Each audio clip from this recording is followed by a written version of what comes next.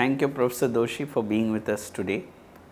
It is always inspiring to have Professor Doshi with us sharing his experiences over the last 7 decades on the role of community, environment and design, and how design can actually empower communities at all scales. Another very rare, unique experience of Professor Doshi's has been that the practice over the last 7 decades has explored all scales of design, right from ecosystems, cities like Jaipur, Navi Mumbai, townships, housing, educational institutions, homes, to the minutest details of furniture and handrail, doorknobs. We were just talking about the door detail at Indology, and the level of rigor, the level of introspection to the minutest detail.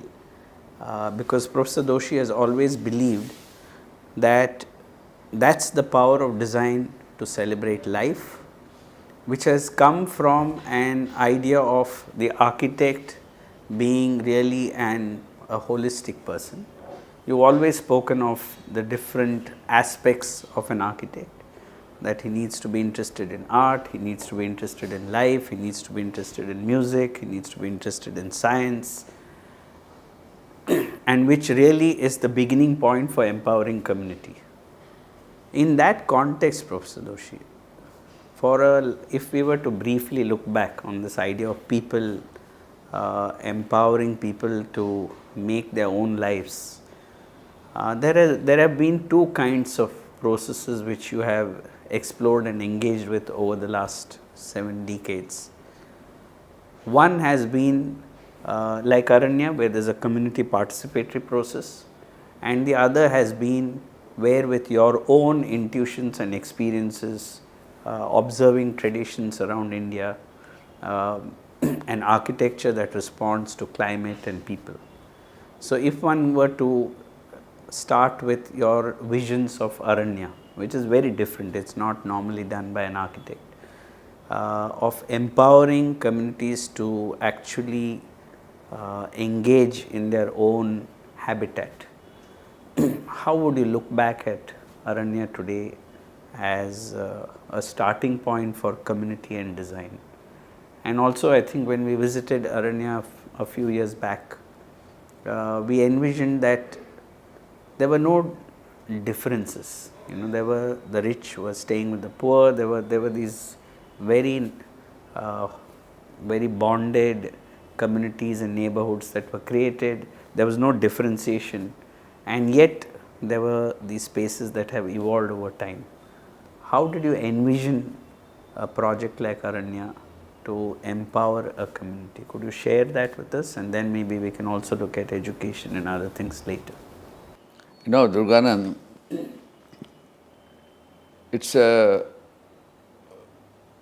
of all, when you think about time, when you think about the span of time, 70 years is very, very large, especially in the context of social, economic, cultural, technological changes. We have changed a lot. And in India being a diverse country of various scales, various regions, various traditions, so many things are overlapping. Traditions, suppose we always talk about our family, we talk about our community, we talk about our society, and we also revere our society, we revere age, we revere relationships.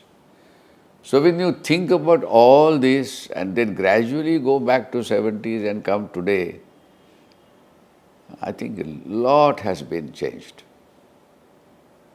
But my image of architecture is still the same old image.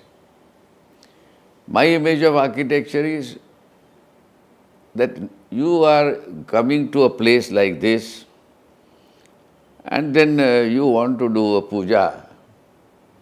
Then I convert this place, I clean it up, wash it, draw alpana there, and then I can try, and then I recite some chants, the Guru would say chants there, and it becomes sacred, and then I sit there.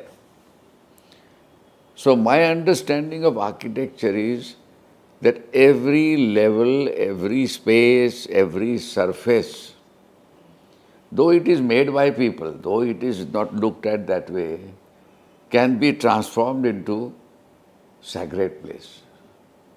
The notion will change. And that change of notion has made me think that do we really talk architecture the way our profession talks as architecture, or the way we Indians talk about architecture?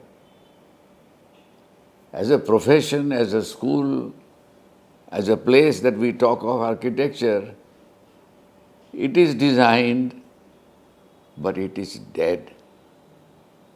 It doesn't move. It is frozen. And in that freeze, we only look at it as if, that you are buying objects in the department store. When you buy a shirt in the department store, it is an object. But when you wear it, it belongs to you. It is part of your body. And I think that is the difference which we have not talked about, neither in education, nor in understanding, nor in our understanding and making a place. So one of the first thing to know is that in that evolution that I have gone through all these places because when I was in the workshop, carpentry workshop in my grandfather's house, the little pieces of wood that were lying there, they were collected as a material for some other use. Somebody would use to burn them in the house. Somebody would use them to create something else. So everything was used from macro to micro almost. And in that use, people have discovered many things. You go to the village today and out of clay, which has no value, Lord Ganesh appears for the Ganesh. And suddenly it becomes invaluable, sacred, revered, and understanding. And I think that understanding of transformation and connecting to esoteric, unknown areas and evaluating that is a very unusual phenomenon. And unfortunately, as architects, we don't think about this at all. That is it the object only for a function, or it is an object which can be heightened into another function. And I think if you look at architecture and if you look at whether it's village, town, or even contemporary buildings, or even flats in Bombay, apartment is there. But the wall, suddenly the housewife or the mother or somebody comes and cleans it up, puts a table there and hangs a photograph. Immediately that wall has changed. The notion of the wall now no more is wall. It has become part of you, and your understanding of that wall is now your images and your spiritual understanding, your understanding of far beyond. You have cut down the time and space. So the first thing I would say is, I have over time learned that there is nothing like an isolated image. It is not something which is untouchable, which is neglected, but it is something which you can carry with you. So the first thing that I learned over time, and especially my childhood experience when things were scarce, when things were not available, every small piece of that material was sacred because it would have been used for some other purpose and something more meaningful would happen. So this is the first thing that I would say I learned. And that, I think, has happened to me all through my practice. So in 70 years, though I may be working, but for me, everything is almost transformable, convertible, and something which you can recreate as something else. So the moment I draw the line, or whether you make a house, like you talked about housing, I don't look at housing in Aranya or a building that I did before or a school of architecture as only design elements which are put together. The staircase that is done in the school of architecture would not only be steps and you going up and down. To me, when I was drawing, I was thinking of the young people who come to the school and then they want to chase one another as if, it's a movie going around the tree where the actor and actresses go around. Otherwise, why should I make two staircases and bring them into one and then come back and forth and even give it a form? Now, this is really what I learned, and then slowly I have every occasion modified that. I have created something additional, something plus. And the first lesson that I would give anybody or ask anybody is saying, are you seeing things as you see, or are you seeing something more than what is there? Are you using your imagination? Are you using your love? Are you using your sense of discovery? And are you really enriching it? And I think that is something which I find when you eat fruit or food. Food is a grain. Once it is cooked, it is a dish to eat. But once it is digested, it has become part of your body. And I think that time you are looking at it not as those grains of rice, but you are looking at your blood and cells and everything, including your emotions. So I would say that this understanding, which took me a long time, we should talk to the students and we should cultivate to them.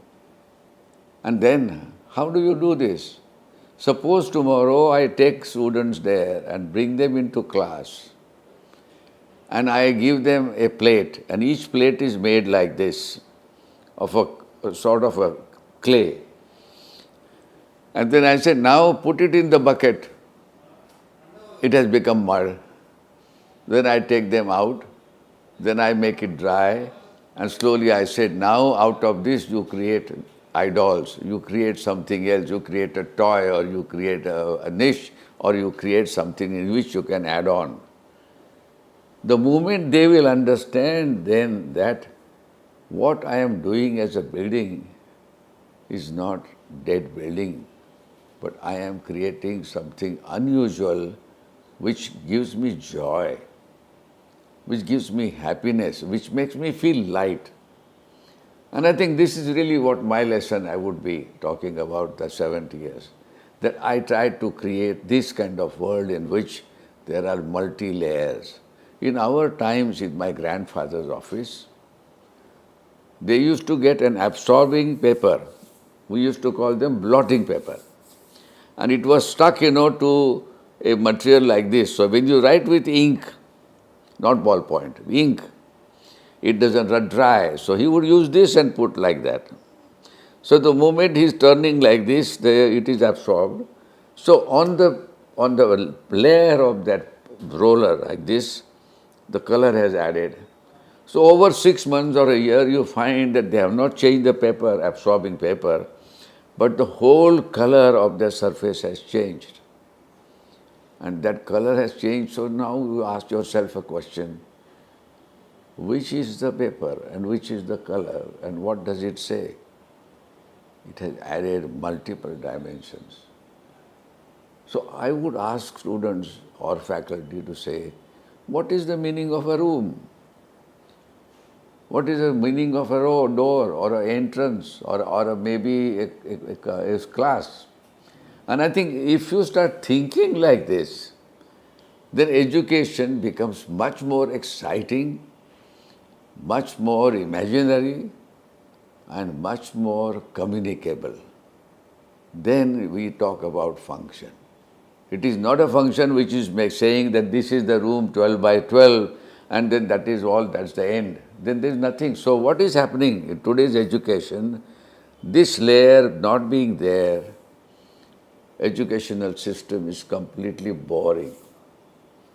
Then you use the computer and you don't even touch your hands, you don't even look at the screen, you press the buttons and the things change on the screen. So you are even gone further.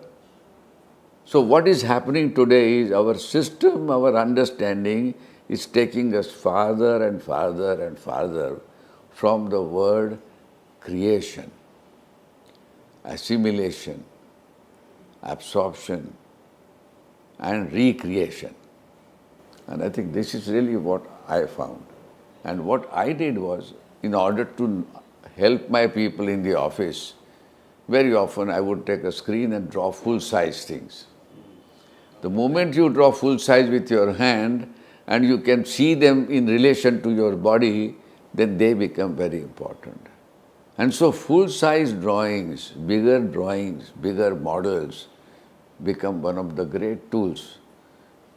It is not the 3D that you see on a screen. And I think this is where the difference is. So my suggestion is, are we really talking about real education, or are we talking only about technology which I don't even understand, and so I have no interest? So is it really the degree that tells me that I am an architect? Or is it that every pore of my body I feel something more and I am an architect? And I think that is the question that we should ask. Professor Doshi, in your childhood, you would often mention that your grandfather's carpentry was one of a very strong reference to you. And later, when you set up your own studio after returning from Paris, working with Le Corbusier, Sangat became an experimental laboratory. Now, in both these experiences, there were three experiences of your grandfather's carpentry workshop, Le Corbusier's office in Paris, and Sangat over the last 70 years. How do you envision what you just spoke just now about the fact that designing and envisioning is more than just some functional approach? It is about how we relate to human experiences, and the fact that there were the blackboard was there, the drawings were made at 1:1 scale, models were made, several models were made, drawings were redone, live buildings were constructed in fragments. How do you see that entire celebration of design, over the last 70 years, as opposed to something? I think it's a very interesting thing to go back in time and reflect on things. When you are a child, and as a child I saw big pieces of wood coming in a bullock cart at that time, and they were put there. So you found planks, you found wooden planks like this, then you found bigger sheets, etc. And then they are located and they are put together because of the raw and air. They would be put across like this so the air can flow, and then they are stacked. Then next morning you go and you find that some of the pieces are taken by the carpenter and he is now planing them. And slowly the rough surface has disappeared, the piece has become good, and then it has become sharp, and then it has a different smell. Eventually, after a week or so, you find that those pieces were cut and a shape happened, which could be a chair, which could be a stool, which could be a cupboard, or a door window. When you see this, you have imprints of things. The imprint of the lock, the plank came, the scantling came, and then slowly now you see it transformed into a door or a chair. When I look back, I wonder how that particular surface from a round wooden trunk or a branch of a tree has now become a chair or a handle or a stool. if somebody is telling me that this is what has happened, very often I think, I would say, this fellow is telling me and cheating me, he is making a magic out of this. But then I remember my childhood and I say, how things have happened. My father made a cupboard and that cupboard had 2 shutters and then he opened another 2 shutters and it became an enclosure. But otherwise it was a cupboard. So first thing is that everything is transformable. Everything can be changed into something else. So it is an illusion to think that what you see is the only thing. So when I was with Corbusier's office, we drew full size very often because we wanted to hold that drawing like this and a railing here, and I want to hold that hand. I'm imagining that I'm standing and holding the hand. So drawings full size on a wall, it makes you feel like in a theatre, an imaginary thing, but you are feeling it. So this is really the way to design. That is why you draw sometimes full size drawings. Today, what is full size? There is no size, there is no dimension, there is no reality. So the question therefore is, if you don't transfer this, and if you don't connect to your inner sensibilities, and if you don't see it and feel that it is in reality, it is almost like fleeting memory. And that fleeting memory will never last. So you have no experience of dimension, you have no experience of an object. You know, when a potter does the potter, he does this with clay and gradually comes like this and he makes this form. How can you do that form, without knowing and touching the clay and the kind of heavy light and proportions? Otherwise it will collapse. But on a drawing, when I make on the computer and I give instructions that come is this shape and you put this shape on that shape, it is absolutely ridiculous. So today's education is a mockery of architectural education or any education to get into reality. And not only that, but you have 40 students, 80 students, 120 students, and the teacher even doesn't have a computer. So actually, it is like this K. Lal's Jadugar. A magician comes and he gives you magic and you go home and you have learned nothing. And then I have a certificate that I am an architect. So today, it is all a game of magicians who pretend to be teachers or founders, and they say, I am giving this education. You know that water of Ganges, that he puts like this in a pot and the water comes like this. And today, I am giving them water of Ganges, you have an architect. A paper is given to you. So, what do you do? Against that backdrop, since you opened a very critical aspect of education, we remember your memories or your conversation when you founded CEPT and as an interdisciplinary environment. Recalling your memories of and inspired by Shantiniketan. Could you share that with us on what is the importance of? What was important was when I went to Shantiniketan, first of all, I went there much later. But I knew about Rabindranath Tagore and his poetry and his feelings, his drawings, his sketches. And then he talked about the abode of peace, the universe. And I heard from my father-in-law about Shantiniketan and Tagore. And then he was so sensitive, that he can, in his poems and everything, what he said and the words, if you understand, you almost felt that joy. When I went there a few years ago to Shantiniketan, I had that memory. So I went there and then I heard that he has built 4 houses in the property, each house for a season. Monsoon, winter, summer, spring, rain. And I was quite amazed. Each separate, full house. Then I went to those houses. And you sit there and you imagine the rains, or you imagine the breeze, or you imagine fragrance and blossom of the trees.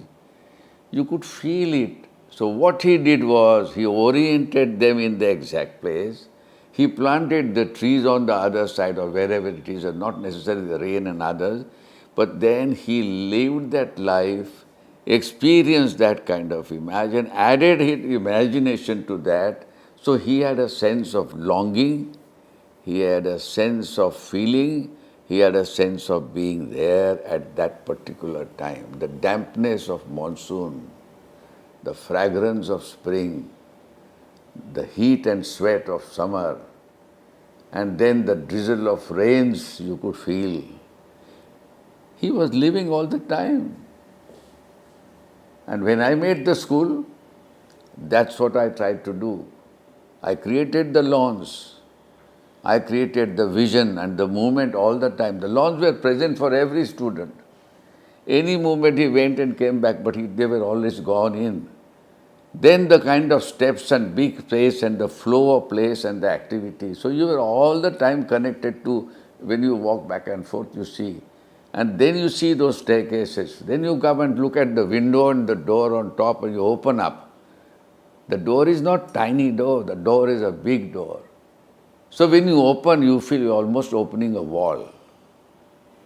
And I think those are the things which make space, architecture, tools of learning. So what are we doing today? Where is that tool? Where is that sense, of feeling that what you are talking about? Where is the sense of proportions? Where is the sense of proportions or a garden or a sky or a tree? So we are actually giving them air-conditioned room and killing them completely, making them numb. Certain degree of control, temperature, ideal. A drawing is not, the paper is not there. There is no drawer. There is no table, pencil, you don't need. What kind of a thing is this? It's like getting a beggar and saying, look, I'm going to make you king and give you a good dish, and I go and describe to him and act, what theatre does. So all schools have become places of theatre, a drama, not learning, not experiencing. Yeah, coming back to this idea of experience, since we are talking of, I'm just wondering, at each point in time, you have thought about experiences beyond the project. It may be an idea of a myth, it may be some memory, it may be in the design process. How do you feel it has enriched the design process? Like, in each project, there's an imagination that is intangible and goes beyond the functional needs of a... No, I think there is one difference which I forgot to tell you. The school of architecture was made with an idea that you will experience brick by touching the brick. While you will see the height, you can notice the height, you can read the distances in the wall, and you can use the handle and you know what handle is. I think you can create a building, not a building but laboratory, where you can experience all this directly or indirectly, casually or consciously, and then you educate them. It's not difficult. It's only a little thing to be done, and I think one can get into this. But would you say that at each moment of your design, if one uses that word, you have designed a little less, so that you're not, in a sense that when we come and experience the space, each one of us starts living in the space and makes it flexible so that we are comfortable in the space? No, I think there you must ask other question. Now you are talking about architecture as such, nothing to do with education or nothing to do with this. I think everything we do, we feel it in multi-dimensions. We are human beings standing straight. When we sit, we sit. So if you have a chair designed, you find a way that how the best chair is. Perhaps what we need to do is bring all the best pieces of things of life, whether it is a chair or a bed or a table or a handle or a room or something else, we should have in the school and in the class full-size models of those in some form or the other, and some places of workshop in which you find those little limbs, pieces lying. People can put them together, touch them with their hand and do this. What it means is practice with your hands, practice with your legs, feel them, and then I think if you do that, you don't need to teach architecture much. You have made him sensitive enough, and I think that sensitivity will carry him through. Computer is a tool. Tool must be used. But you are the one who are the inventor, creator, and the magician, I would use. So become that. Create the students and the faculty, the great magicians, what we call Vishwakarma. That is how architects are known, creator of the world. So if we can have one last question before we close. In the present context where you're seeing rapid change, I think your design process is almost synonymous with the formation of our nation itself over the last 70 years. So we've really seen it from free India till today, and there's again very rapid change happening because of various reasons. How do you envision the future of design awareness or consciousness? I tell you, I forgot, you mentioned in the beginning about habitation and the village, the kind of thing. I think what we need to do is every time we go out, when you take the students to a tour, don't take them by bus, you walk with them. The teacher must talk about it and they must sit down and look at it. So first thing is slow down so that your experience is richer. Then what you do is you take them there and then you have little workshops in the school campus, not necessarily organized but casual so that they can use in the free time and use them. So how does one create that interaction? And the other thing is, we must remember, when I did Aranya and I was thinking about empowering people, the only thing I did was, it was not a ready-made house. It started with the plinth. And because of the plinth and their need to make a house, they had to start dreaming of the house, and they wanted to visualize their dream, and they worked with the idea that yes, here will be my house. And eventually they built the house, because that empowerment comes through indirect suggestion which goes into your subconscious and makes you feel saying, I think, yes, I am aware now. What you call Jagrut, awakening.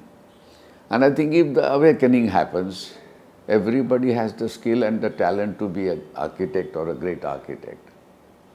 And then they will see that what is missing, and can I just inject what is missing, and a creation would happen. So there are infinite choices, infinite possibilities, and infinite ways to really do this. It's nothing wrong, it's not impossible at all. It is possible in whichever condition you want. It is the intention to say, don't go to remote tools, become the tool. Become the doer. Become the aim of that. A hammer is hidden inside that hammer. Somebody has to use it. That's all there is. Then the school happens. Thank you, Doshi. I think we've covered different aspects. If you can just close with that question of how do you envisage, a few words on how do you really at ground level envisage today the future of design, and I think students are very enthusiastic. The teachers are enthusiastic. Everybody is enthusiastic, otherwise things won't happen. The question is only that can we take that enthusiasm from the grassroots to the higher level? And can we take away that administration? Can we take away all the thoughts of conditioning things and take them to a tour of villages, towns and cities and metros, and a teacher, and they go not in a crowd of 60 or 80, but crowd of 5 or 10 with time, and really talks about what is the difference between one and the other. And I think then they will be like what they do in a theatre, what they do with musicians, what they do with artists. I think we have to do that. So we don't sit in the class and we don't give them grades, but we take them everywhere as if they are our children, not somebody else's. Thank you, Doshi. Thank you. I think it's a wonderful. Thanks. Thank you. Thank you for coming. Thank you. Thank you.